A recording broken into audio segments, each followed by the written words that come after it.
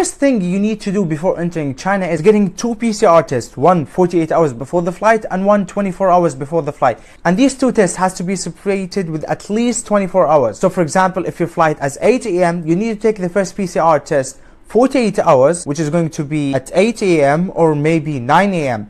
And the second PCR test has to be, if you take the first PCR test at 8 a.m., so the second PCR test has to be like 9 a.m. the second day, because the first one you take it at 8 a.m. Or like if you take it at 8 a.m. and 1 minute, is going to be fine. And then you upload it to this website, which is going to leave here. After you get the green code, you go to the flight, you enter China. After you enter China, guys, I'm sorry to tell you this, but you're not gonna find anything you can buy in the airport. Some people think that they can buy a SIM card from the airport, but this is not true.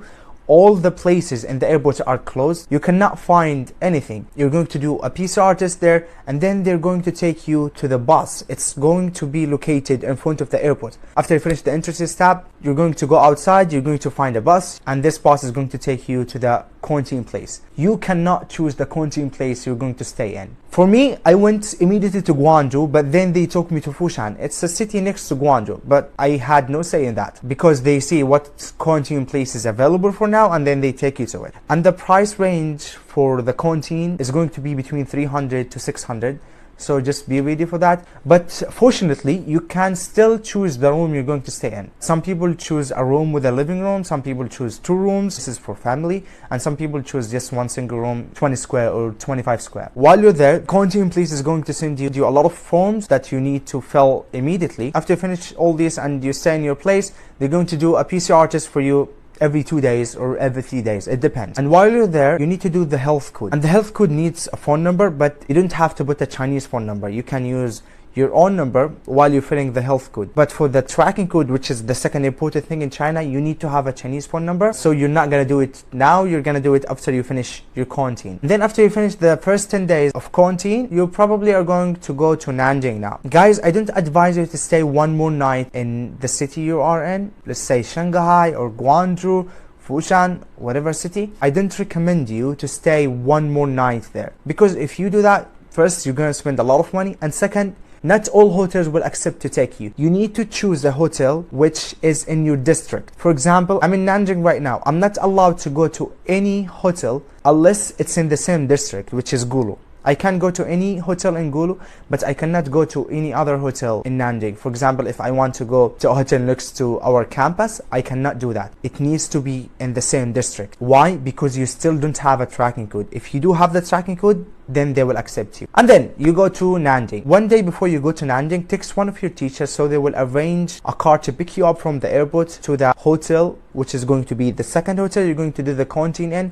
And by the way, guys, a lot of rumors are saying that students will not pay for this hotel, but I'm sorry, you need to pay for this hotel by yourself. The university are not covering anything of this. You need to do it by yourself. And the price of this hotel is going to be between 400 to 500, not including meal. The meals are between 80 to 100 yuan. After you finish the 7 days in Nanjing, then you go to the university. After you go to the university, you're going to spend another 7 days in the dome. For male, they're going to give you one room in the 7th floor. For the female, they're going to give you one room in the 6th floor. And you are not recommended to step out of the room. It's not actually a quarantine, but it's like a health monitoring. This is the whole process that you're going to face since you enter China until you finish your quarantine. There are some information and tips that I need to share with you before entering China. First, if you cannot eat the food here, like the Chinese food, I recommend you to bring your own food with you, because you are not allowed to order delivery food to the room. They won't allow you to do that. So bring your own food with you. And also you cannot cook in the room. Just make it a small things like noodles or this stuff that you can make with just hot water. Because if you cook in the room, you're going to face a lot of problems. So I don't recommend you to do that. The other thing is, some people think that they can share rooms. As you see, I have 2 beds here, but I'm not allowed to share a room with anyone. I think 99% of the hotels around China will not allow you